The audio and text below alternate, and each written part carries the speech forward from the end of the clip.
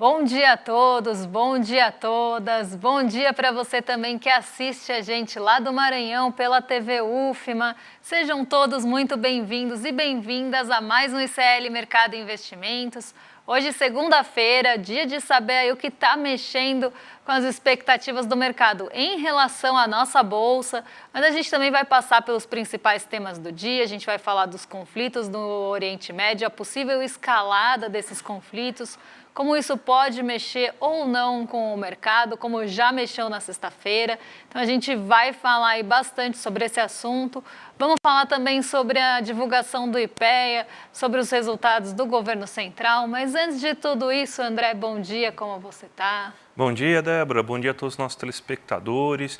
Hoje, realmente, aí, o que vai acabar chamando a atenção é o conflito, aí, a escalada desse conflito, que agora com participação do Irã, né? Junto com Israel, né? Então esse conflito entre Irã e Israel que pode eclodir a qualquer momento. Então a gente vai falar o que pode acontecer, quais são as repercussões em relação a isso. Vamos falar também aí de resultados fiscais, né? Porque o governo Lula anunciou novas metas aí para o ano de 2025 e também falar sobre o que está acontecendo com o resultado fiscal desse ano. As previsões do IPEA são boas, né? Mas, antes de tudo, a gente já vamos, então, passar aí para falar sobre o que pode acontecer no dia de hoje. A gente tem nossa agenda aqui e a Débora vai passar aí falando agora para a gente o que o nosso telespectador pode esperar aí para o dia de hoje. Na sexta-feira eu falei que os balanços trimestrais, né, os resultados corporativos lá dos Estados Unidos iam começar e a gente, como sempre, tem aí o começo, né, o início desses resultados pelo setor financeiro. Então, hoje, quem divulga, na verdade, já divulgou o balanço e seu resultado corporativo antes da abertura foi o Goldman Sachs. Então, esse resultado já foi divulgado lá nos Estados Unidos. E hoje a gente tem um dia marcado novamente, né? Mais uma vez, como sempre aqui nosso Dia da Marmota, muito marcado aqui por dirigentes dos bancos centrais. Então, a gente tem dirigente do Banco Central da Inglaterra falando hoje, dirigente do Banco Central Europeu também aí participando de discurso, de palestra, né? Pronunciando aí ao longo do dia. A gente tem dirigentes do Fed também na agenda. Então, dessa semana, né, e hoje a gente deve também ter novamente essa presença dos dirigentes dos bancos centrais marcada aí na nossa agenda e também aí mais em foco, né, pelo mercado, uma vez que a gente está tentando, e o mercado, os investidores estão tentando buscar sinalizações nesses pronunciamentos para as conduções de política monetária. Nos Estados Unidos, saiu às 9 horas da manhã, 9h30 para ser mais exata, vendas no varejo e também aí o índice de atividade industrial do Empire State. Aqui a gente tem um dado aí de abril e um de março sendo divulgado, apesar que abril ainda não acabou, mas aqui uma primeira leitura dessa atividade industrial. Temos aí índice de confiança das construtoras também nos Estados Unidos divulgado aí às 11 horas e às 15 a gente tem a balança comercial semanal aqui do Brasil, já tradicional da segunda-feira, sempre saía junto ao Focus, agora o Focus que está na terça.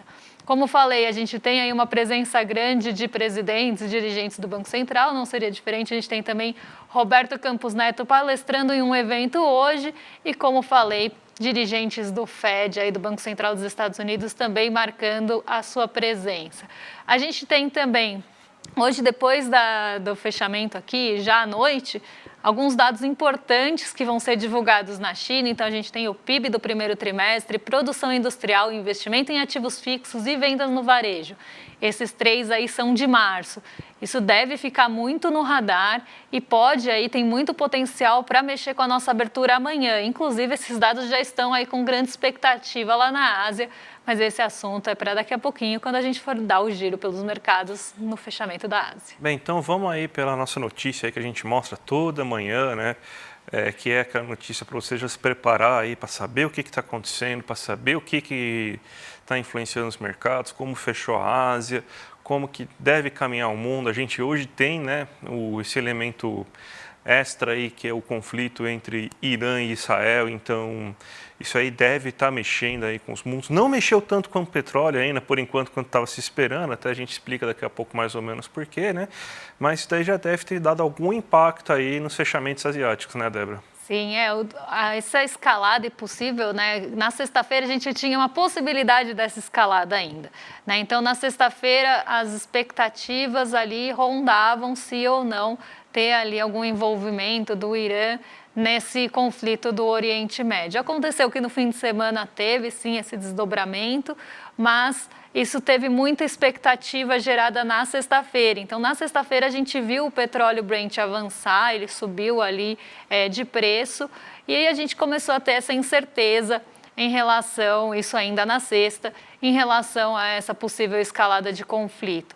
Durante o fim de semana, a gente teve um primeiro desdobramento. Isso causou uma incerteza grande também se essa escalada iria continuar, então se a gente ia continuar tendo aí até envolvimento de outros países ou se poderia ter ali, né, novos ataques entre os países envolvidos, mas não foi o que aconteceu nessa segunda-feira, essas expectativas já arrefeceram.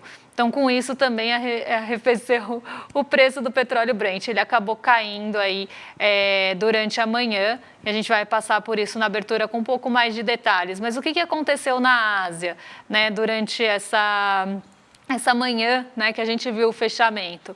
A gente teve um dia majoritariamente de quedas por lá, isso porque a gente teve essa junção de eventos e fatos acontecendo. Então, a gente tinha na sexta-feira, como falei, essa possibilidade de escalada que foi aí até confirmada, né, as desconfianças foram confirmadas, as incertezas no final de semana, então a Ásia já amanhece com essa pressão. Mas uma coisa que aconteceu na sexta é que, diante dessas incertezas aí para onde iria esse conflito no Oriente Médio, as treasuries ou os rendimentos das treasuries também caíram. E aí, pela primeira vez, né, na semana, a gente viu aquela expectativa de corte dos juros dos Estados Unidos voltando para julho e não sendo postergadas para setembro. Então, a gente teve um dia ali com uma série de acontecimentos que levaram as bolsas asiáticas a caírem diante de tantas incertezas nessa manhã, até porque a gente tem o fechamento asiático acontecendo aí na madrugada antes de abertura de Nova York, a gente só tem alguns futuros acontecendo nesse momento, então a gente tinha essa grande indefinição do cenário, principalmente do cenário geopolítico, pesando na Ásia, junto aí a um possível alívio dos rendimentos dos títulos dos Estados Unidos. Mas por lá o movimento foi majoritariamente negativo. Eu coloquei o Xangai Composto aqui na tela para vocês, então vocês podem ver que o Xangai Composto subiu em um dia que eu falei que o movimento foi majoritariamente negativo no continente. E isso aí aconteceu muito porque a gente tem a expectativa também pelos dados que vão ser divulgados hoje à noite na China. Então, eu falei que hoje sai o PIB do primeiro trimestre, vendas no varejo, investimentos em ativos fixos e também a gente tem produção industrial, 3 dados bem importantes, além do PIB, que vai ser divulgado à noite. Então, já se cria uma expectativa em relação a essa divulgação e possíveis aí consequências dessa divulgação. Então, o mercado está até mais otimista. E otimista num dia também que o mercado chinês teve ali uma notícia de que o governo vai promover novos estímulos para proteger o mercado de capitais na China. Então, a gente vê aí o Xangai Composto respondendo a tudo isso de uma forma diferente do resto do continente asiático, porque quando a gente for ver ali na abertura, vocês vão ver que o Nikkei 225 caiu, o Kospi sul-coreano caiu também, a gente teve o TAIEX liderando as quedas na Ásia hoje, e um movimento em bloco mesmo negativo, até o Shenzhen, que é menos abrangente que o Xangai Composto, caiu também. Só o Xangai Composto mesmo conseguiu se descolar nesse movimento positivo. Então, aqui por motivos e fatores locais da China e que afetaram com mais força o Xangai Composto. No restante, a gente tem muita incerteza e tinha aí muita incerteza de possíveis desdobramentos pela manhã, que ainda não aconteceram, então por hora estão limitados aí, mas do que poderia acontecer no Oriente Médio, e isso pressionou muito aí a China na madrugada, a Ásia na madrugada. Vamos agora para o Brasilzão aí, porque teve um dado importante que saiu na última semana, vamos repercutir ele agora, né? Que o estudo do IPEA, que sai mensalmente fazendo projeções sobre o resultado primário, mostrou novamente aí que o risco fiscal está bem longe de acontecer, né? Que aí a gente tem esse nosso primo do comunismo, o famoso risco fiscal. É sempre aquele alarde, né? Que fala, não, o governo está gastando muito, precisa cortar na própria carne. e para conseguir o superávit, para zerar o déficit fiscal. E a gente tem aí, por enquanto, nesse começo de ano, um bom resultado fiscal aí sendo observado. Obviamente, a gente não vai conseguir ter esse mesmo resultado fiscal durante todo o ano, porque você vai ter momentos de maiores gastos, você vai ter que pagar parte dos precatórios que foi deixado aí pelo Paulo Guedes, então ainda tem alguns acúmulos que devem ser feitos, mas a gente aí está com um bom resultado fiscal aí nesse momento. A gente até montou aqui uma tabela, um gráfico aqui para vocês entenderem, né? A gente tem 3 dados aqui para ver. O mensal, ou seja, só aquele que apareceu projetado para o mês de março. O acumulado no ano, ou seja, o resultado fiscal entre janeiro e março. E o acumulado em 12 meses, que é esse aí que está bastante negativo. Então, a gente vai explicar um pouquinho do que aconteceu em cada uma das pontas. A gente tem, então, que o mensal gerou assim, um superávit, ou seja, uma receita maior que despesa de 1,3 bilhões de reais. Isso aí é muito fruto aí de aumento principalmente das receitas, como que é o nome mesmo da palavra? Esqueci, mas faz parte das receitas administradas, lembrei, perdão aí gente, das receitas administradas pela Receita Federal, que justamente são aquelas que medem renda, que são geralmente frutos de do trabalho, da massa salarial. Então, isso aí também é fruto do aumento aí de salário, também aumento da atividade econômica. Então, você teve aí que aumentou essas receitas que são administradas pela Receita Federal. Isso aí gerou novamente um superávit mensal de 1,3 bilhões. Lembrando que em fevereiro a gente também teve superávit, né, nas contas, isso é uma previsão. O dado oficial deve sair daqui a algumas semanas aí pelo Banco Central.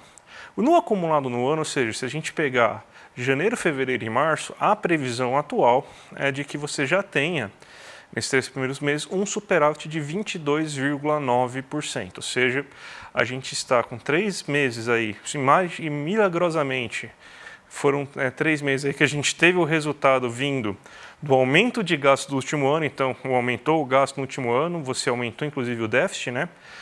No finalzinho do ano, parece que milagrosamente agora a gente começa a ver os resultados, que a economia aqueceu diretamente graças a isso, e você começa a ter uma situação que não se via há algum tempo, que é de superávit. Então, o superávit ele é justamente um efeito do aumento do gasto no último ano. Então, você já teve aí um superávit de 22,9 bilhões somente nesse ano. O grande problema está no acumulado. Problema não, né? Porque a gente tem que lembrar aí que todo o país opera em déficit, então a gente tem que tirar um pouco da nossa cabeça aí que déficit, superávit fiscal é uma coisa ruim ou boa. Não, sempre a gente está mostrando resultados, a gente tem que tirar, né? Essa lógica aí de que sempre que se a gente ter déficit fiscal é uma coisa ruim. Não é, justamente até porque você muitas vezes tem que fazer déficit para conseguir gastar, depende da qualidade do déficit. Nesse caso aí o déficit não é tão bom justamente porque foi muito puxado pelo pagamentos precatórios, a gente lembra no passado. Então nos últimos 12 meses ainda tem, por exemplo, mês de dezembro de 2023, que o déficit subiu muito, justamente porque os precatórios também subiram bastante, os precatórios foram pagos.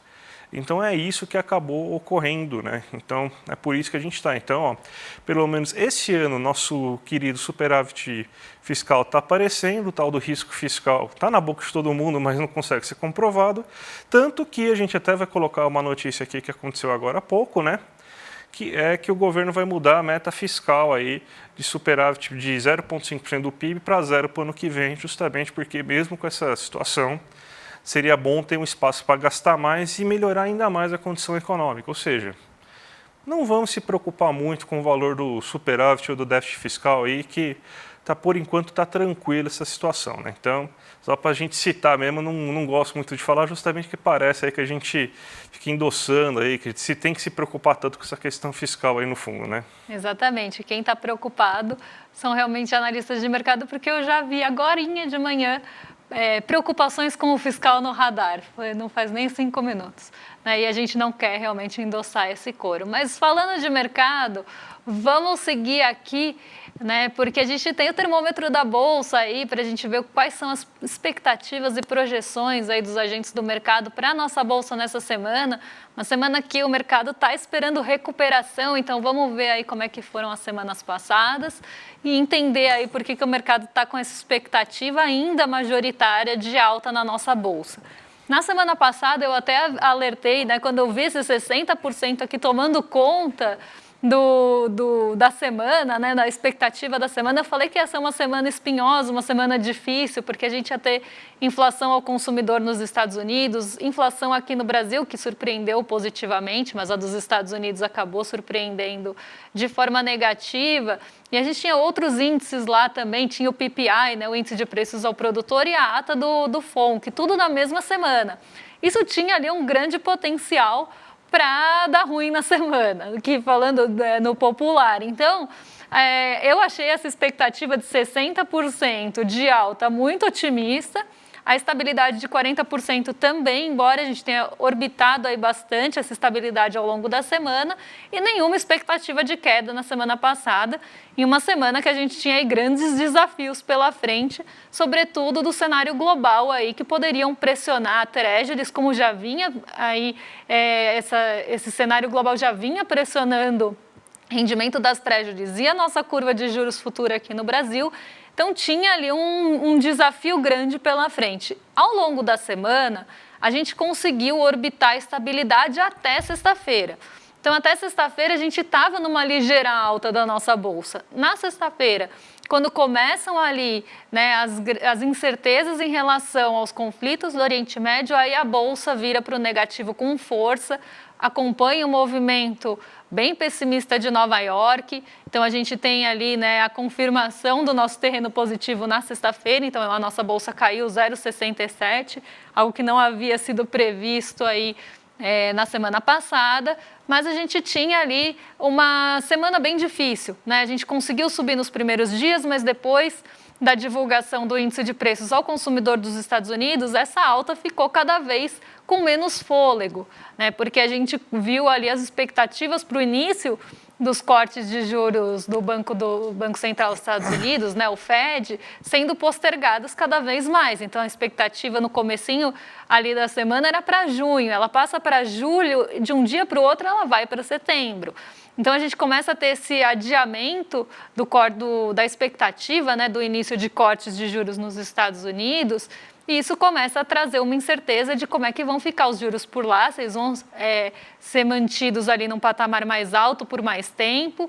Isso pressiona muito a nossa Bolsa aqui, e aí a gente confirma só essa queda na sexta-feira pelos desdobramentos geopolíticos. Para essa semana, o mercado espera recuperação, porque a gente vem de 2 semanas aí de queda, então uma semana com uma queda de 1,02%, uma semana aí com queda de 0,67, inclusive na sexta-feira a gente chegou ao menor patamar desde o início de dezembro na cotação da nossa Bolsa, justamente por todos esses dobramentos muito aí vindos do cenário externo. Agora, o mercado espera uma recuperação. Então, depois de atingir esse patamar, né, esse piso que a gente não atingia há tanto tempo, o mercado espera que vai acontecer aí uma volta, as ações vão se recuperar. Então, 50% dos agentes entrevistados espera a alta da nossa Bolsa, 33,33% espera estabilidade, e uma parte aí de quem esperava alta e estabilidade na semana passada passou a ter uma expectativa de queda, mas ainda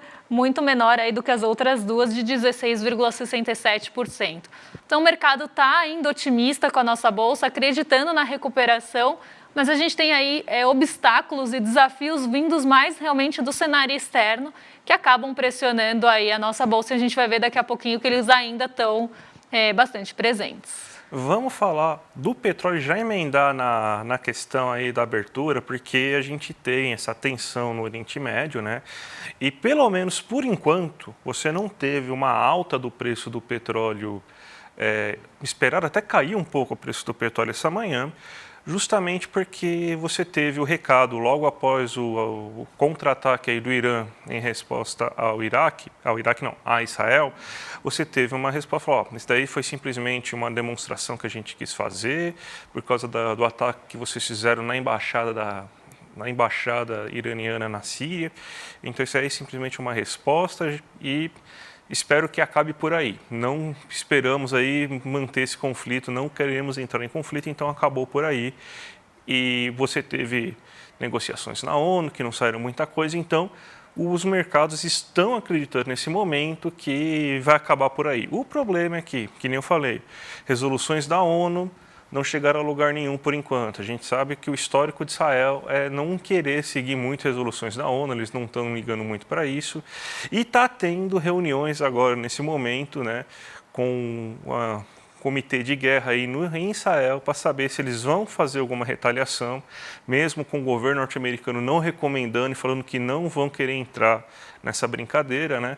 Então, ainda existe potencial para a elevação do preço do petróleo. Mas isso daí está afetando alguma coisa os mercados, Débora, por enquanto? Por enquanto, o petróleo está arrefecendo, porque essa expectativa ela veio muito na sexta-feira. Então, quando a gente tem, né, o ataque lá em Damasco, a gente começa a ter, como eu falei, aquela indefinição se ia ter um contra-ataque mesmo por parte do Irã. E o Irã é uma preocupação há muito tempo, né? Quando começaram ali os conflitos na região do Oriente Médio, a participação ou não, o envolvimento ou não do Irã era algo que causava bastante tensão justamente por conta da produção de petróleo que é feita lá. Né? Então, o mercado, eles aí, de uma forma geral, né, não só o mercado, mas os países, de uma forma geral, estavam muito preocupados com essa possível escalada do Irã e envolvimento do Irã. E até agora a gente não tem uma declaração de guerra entre os países, não tem aí essa possível escalada tá contida nessa manhã, mas na sexta-feira ela era uma grande incerteza. Então, na sexta-feira, a gente vê o petróleo Brent acelerando durante o dia, ele começa a arrefecer à tarde e agora ele já está ali abaixo dos $90 por barril, patamar que ele operou acima durante aí praticamente o fim da semana passada todo. Então, a gente vê aí ele caindo 1,35 agora.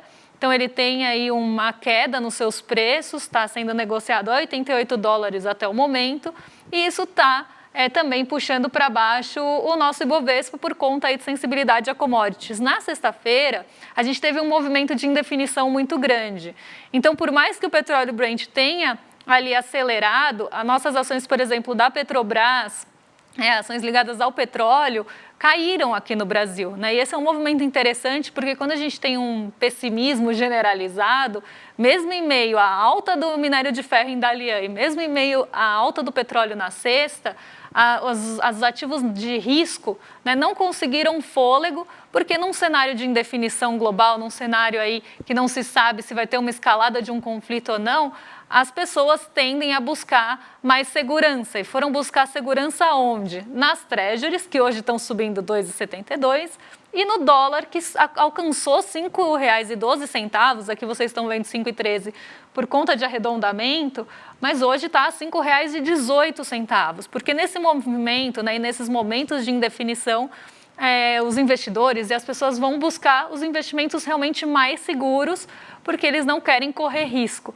E aí, mesmo no meio da alta do preço das commodities, esse sentimento de aversão a risco tomou conta na sexta-feira e as ações caíram em bloco. O minério de ferro hoje sobe pelo 6º dia consecutivo em Dalian. Então, desde que a China voltou do feriado, faz 6 dias que o minério de ferro sobe. Hoje ele subiu mais de 2%. Sexta-feira subiu mais de 3%. Isso também traz um pouco de fôlego aí para as mineradoras e siderúrgicas que estão segurando esse Bovespa perto do 0 a 0 aqui que vocês estão vendo. Então, ele sobe um pouquinho, cai, está sempre orbitando aí o 0 a 0. Hoje a gente vê uma recuperação na Nasdaq e no S&P, porque sexta-feira foi um dia muito negativo. As bolsas em Nova York também caíram mais de 1%, respondendo a todas essas indefinições também. Então, a gente vê esse movimento acontecendo de recuperação em Nova York, até mais forte do que aqui, né, porque aqui a gente ainda tem o sentimento da aversão ao risco, pensando em países emergentes, exportadores de commodities, a gente acaba tendo um papel aí até um pouco mais... A gente é mais afetado pelo sentimento de aversão a risco aqui, em suma. A gente vê As Treasuries subindo 2,72 e o nosso DI futuro aqui, nossos juros futuros acompanhando essa alta, o que favorece também esse fortalecimento do dólar. Então, desde sexta-feira a gente está vendo esse movimento, apesar das Treasuries não terem subido tanto na sexta e até caído em alguns momentos, a gente vê essa retomada da alta dos títulos do Tesouro dos Estados Unidos aí em meio a essa incerteza aí do mercado. Então, esse é o retrato da nossa abertura hoje em meio a muita indefinição, mas um pouco mais de alívio dos mercados em relação à sexta-feira. E, André, parece que o Edu lançou a braba hoje, né? Lançou, nossa. Falou quem vai participar aí do Despertar. Exatamente, gente. Pessoal, a gente avisou aí que ia ser o maior evento de empreendedorismo do Brasil e vai ser o maior evento de empreendedorismo do Brasil. Hoje ele anunciou, inclusive, alguns participantes aí. Parece que até tem mais. O William De Luca falou aí por fontes internas que vai ter mais participantes aí. Mas olha só quem ele anunciou hoje, ó. Fernando Haddad, ministro da Economia. Felipe Neto, que é comunicador digital. Serginho Groisman, Bela Gil, Joana Maranhão. Olha que time aí ele acabou aí colocando aí para mostrando. E tem muito mais gente além disso. Tem até gente aqui dentro desse programa aí que vai apresentar coisas aí no série, né, Débora? Vai acabar apresentando coisas lá no Despertar, né? Então, dia 14, 15 e 16 de junho, no Espaço Vibra em São Paulo aí. Vale muito a pena, gente. São 4.100 pessoas que vão conseguir se reunir para discutir o que há de mais novo no universo empreendedorismo, se inspirar, fazer network, vai ter show, vai ser muito legal, gente. E lembrando, os ingressos estão com preço promocional, agora o primeiro lote, ó. Mais de 50% dos ingressos já se esgotaram nesse primeiro lote. Então corra, garanta aí, acesse o ICL, acesse o despertar.com.br, o preço dos ingressos está aqui embaixo, tá, gente? Tá vendo, gente?